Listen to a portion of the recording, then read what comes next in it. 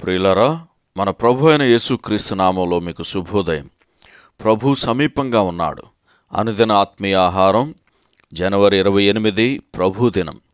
నేటి మన ధ్యాన లేఖనం లూకాసు వార్త 24వ అధ్యాయం 38-39 వచనాలు.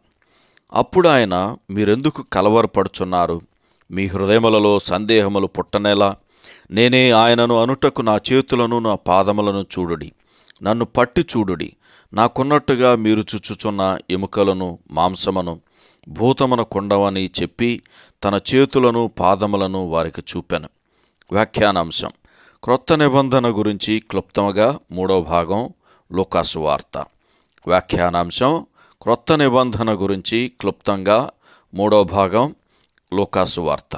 వ్యాఖ్యానం: లోక అంటే ఒక దీపము అని అర్థం. మనకు తెలిసినంతవరకు లేఖనాలను వ్రాయటానికి ప్రేరేపించబడిన ఏకైక అన్యుడు ఇతడే. ఈ సువార్తలో యేసుక్రీస్తు మనుష్య కుమారునిగా మనకు కనబడుచున్నాడు. ఈ సువార్తలోని ప్రతి భాగము ఆయన పరిపూర్ణమైన మానవుడని తెలియజెప్పి దానిని నిర్ధారించటానికే ఒకదానికొకటి దోహదం పడుతున్నాయి. ఈ సువార్తలో ఆయన పుట్టుకను గూర్చి ముందుగా ప్రకటించబడటం, దాని గురించిన వివరాలు ఇవ్వబడటం, ఆయన జ్ఞానమందును వయస్సునందును పెరగటం, మానవాళి క్షేమాన్ని కోరి ఆయన వారికి అందుబాటులో ఉండి వారి మీద కనికరపడిన వానిగా మనకు కనబడుచూ ఉన్నాడు. ఆయన తన శిష్యులతో కలిసి భోజనం చేయాలనే కోరిక కలిగిన వానిగాను, సిలువలో నుండి ఆయన పలికిన క్షమాపణాపూర్వకమైన మాటలు, ఆయన తన శరీరముతోనే పునరుత్థానం అవుతాడనే వాస్తవాన్ని తన శిష్యులకు తెలియజెప్పటం, చివరకు తన శరీరముతోనే పరలోకానికి ఆరోహణమవ్వటం మొదలగు విషయాలన్నీ మనకు ఈ సువార్తలో తెలియజేయబడినవి. మత్తయి సువార్తలో ఆయన అధికారం కనబడుతూ ఉంది. మార్కులో ఆయన సేవ కనిపిస్తుంటే, మరి లూకా సువార్తలో ఆయన కృప అద్భుతంగా ప్రకాశిస్తూ ఉంది. ఆ కృప ఇశ్రాయేలులకు మాత్రమే పరిమితం కాలేదు గాని అన్యజనుల కొరకు కూడా అది పొంగి పొరలుతుంది.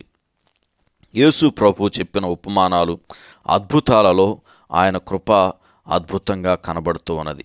కాబట్టి ఒకరిని దేవుని సన్నిధిలో ప్రవేశించినట్లు పైకి లేవనెత్తి ఆశీర్వదించటానికి సంతోషించే ఈ కృప ఆ పరిశుద్ధులతో అన్యోన్యమైన సహవాసం కలిగి ఉండటానికి కూడా వెనుకాడదు.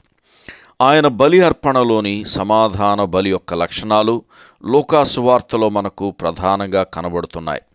దేవుడు మనుష్యుడు సమాధానంతోనూ సఖ్యతతోనూ కలిసి వచ్చినప్పుడు దేవుడు సమాధాన బలిలోని తన భాగమైన ఆహారాన్ని పొందటం ఈ సువార్తలో ఎంతో ప్రత్యేకంగా కనబడుతుంది.